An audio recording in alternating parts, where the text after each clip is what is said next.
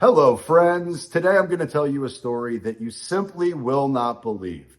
Frankly, I couldn't believe any of this happened. Now, I'm going to protect her anonymity and I'm not going to tell stories out of school, but I suspect there are many folks who are going to experience something similar to this in the future, but I pray to God they don't ever experience the exact thing that I'm about to share.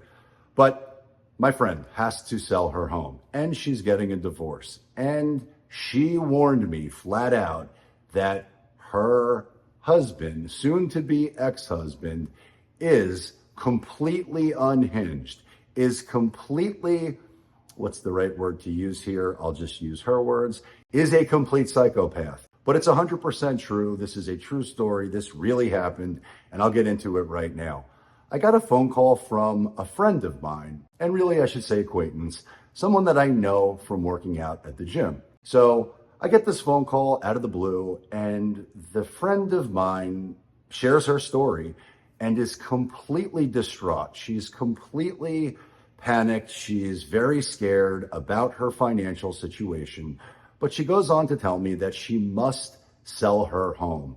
And she's going through a divorce. But my friend has to sell her home and she's getting a divorce. And she warned me flat out that her husband, soon to be ex-husband, is completely unhinged, is completely, what's the right word to use here? I'll just use her words, is a complete psychopath and will stop at nothing to ensure that she does not get anything from this sale. He is out to hurt. He is out to injure. He is out to financially devastate her in any way that he can. And to be abundantly clear, I was warned. I was told flat out that all of these things were going to happen. And yet I felt totally confident and comfortable with the situation because I help lots of folks who are going through divorce and they must sell. And as you can see, I'm wearing a tank top. I just got done at the gym. I tend to meet people at the gym and become friends with them. And everybody knows that I'm in real estate. So it's not uncommon for me to be involved in these types of situations. And it's not uncommon for me to speak with their attorneys and for me to speak with everyone involved to ensure that both parties get what they want. But never once have I experienced anything like what I'm about to share. And the reality of the financial situation that my friend was experiencing is that the mortgage had not been paid in months. And the property that was in question that must be sold had appreciated in value so much that both parties who hate each other and don't want to work together and were very likely to become obstacles in their own way to get what they want, I knew what I was getting into and realized a significant gain. Both parties would walk away from the deal with several $100,000. It was a cash cow. They bought low, they were selling high, and yes, there was some financial distress that was involved, but all of that distress would go away when we sold the home. Both of them would walk away free and clear with several $100,000 in both of their pockets. And I've worked with lots of folks who are experiencing divorces. And although both parties typically at first talk a big game and want to injure the other person or financially damage them in some way, I've learned through experience that in most instances, when the rubber meets the road, when push really comes to shove, I have typically found that most parties want what's best for themselves. They want the most money possible. And because I specialize in finding the one buyer on planet Earth willing to pay more than anybody else, I knew for certain that we would set a record on her home. And I should correct myself, on their home. And despite all the warnings, I was very confident that we would be able to get them what they want. And we did. And that's when the trouble started. Now, before I get too carried away in the story, I think it's really important to understand that these particular clients, these particular customers, these particular friends/acquaintances, although I was only friends with one party, their cultural values were very different than what I am used to. And it should be noted, I knew that going in, so none of this came as a surprise to me. but both parties were from the Middle East. And while my primary job is to find the one buyer on planet Earth willing to pay more than anybody else for their home, I wear many different hats, not just the one I'm wearing right now. But in some instances, I'm a life coach. In some instances, I'm a therapist. In some instances, I'm a hostage negotiator. In some instances, I'm a financial advisor or planner. In some instances, I'm an analyst. In some instances, I'm good cop, bad cop. Really, I can play any role that I need to, but I always have to listen to understand exactly what's really happening behind the scenes. Because people only tell you what they want to tell you. It's very rare that they share the entire truth about what's really happening in their lives that may be motivating them to act a certain way. But I was warned, I was put on notice. This was going to be an unusual circumstance. And so I thought I was ready for whatever they threw at me. And both parties signed the listing agreement. So none of this was a surprise to anyone. Both parties knew the home was for sale. Both parties signed the executed purchase contract from the new buyer. Both parties agreed to terms. And both parties were both going to benefit financially from the sale. But these folks happened to be from the Middle East, and the woman who I was friends with from the gym got married to an older man when she was quite young. And they have 3 beautiful, thriving kids together.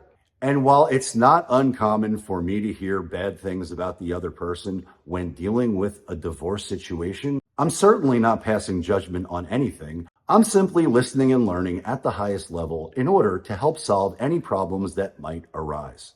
And I know that behind all the bluster and all the bullshit and all the craziness that may happen in the background, I know that most folks are not going to work against their own best financial interest up until they do. And this is where the story gets completely crazy and makes no sense and defies logic completely. Because, again, I'm hired by both parties. They've executed a listing agreement. I solved their distressed sale problem. I found the one buyer on planet Earth willing to pay more than anybody else. I did my job, and they both signed the purchase contract. So now we have an executed listing agreement and an executed purchase contract, which also means there's another family involved that expects delivery of this home on the closing date.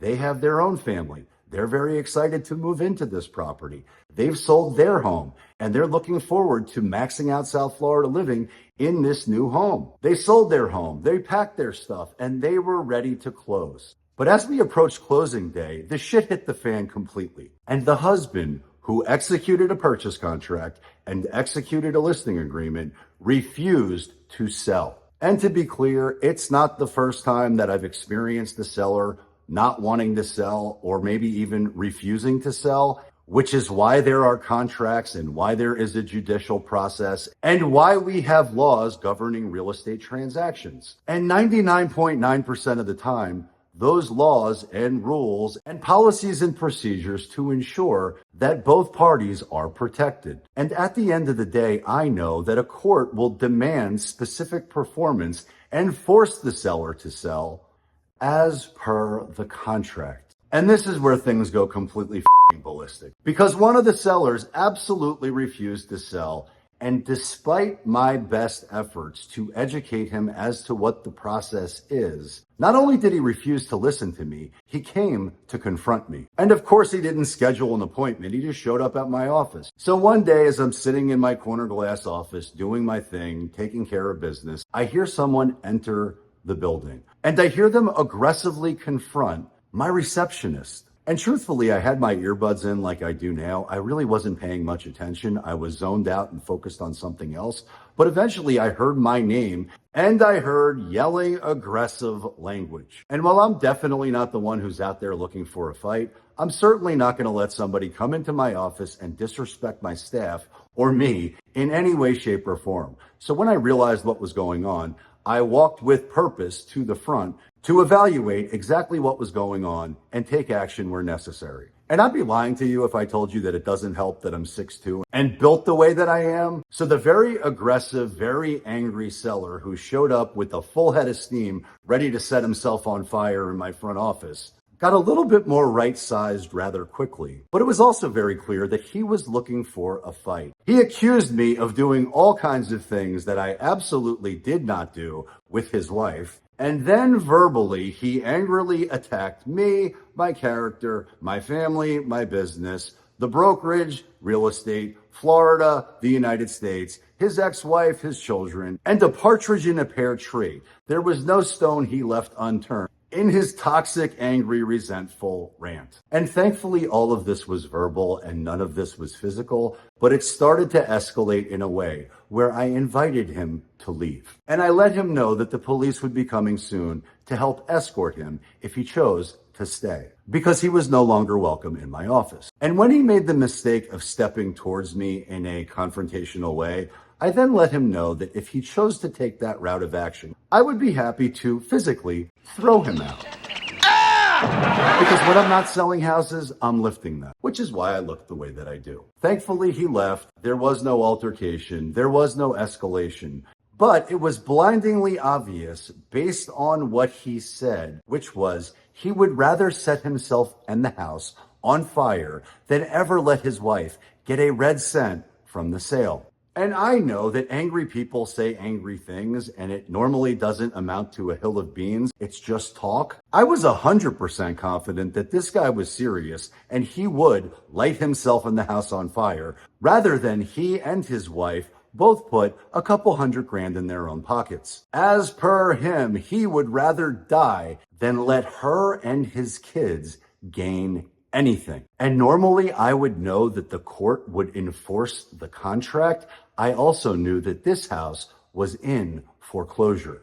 And if the sale did not happen, they would be forced to sell at a significantly reduced price. Because the bank doesn't give a shit at all. They'll foreclose on the property and they will sell it or auction it or do whatever they want to with it. But they're certainly not going to find the one buyer on planet Earth willing to pay more than anybody else. They're simply going to get it off their balance sheet as quickly as possible, which is not in the best interest of either of the parties that hired me to do my job. And I used the mistake of thinking that everybody thinks like me, because I know from experience that most people settle on the courthouse steps. Most people will talk a big game, but when push comes to shove, most people settle. And the fact that my friend desperately wanted to sell did nothing but invigorate and encourage her husband, who became intoxicated with his own power because he knew there was no chance in hell this house would ever sell. And it didn't. The bank took possession, the bank eventually foreclosed, and there was nothing I could do to help either of these people. And unfortunately, I learned that I was completely powerless to help these people in any way, shape, or form. But with everything going on in the market and the economy and the world right now, I suspect there are lots of very unhappy couples that feel trapped in their house and won't divorce because it's too expensive to live any other way.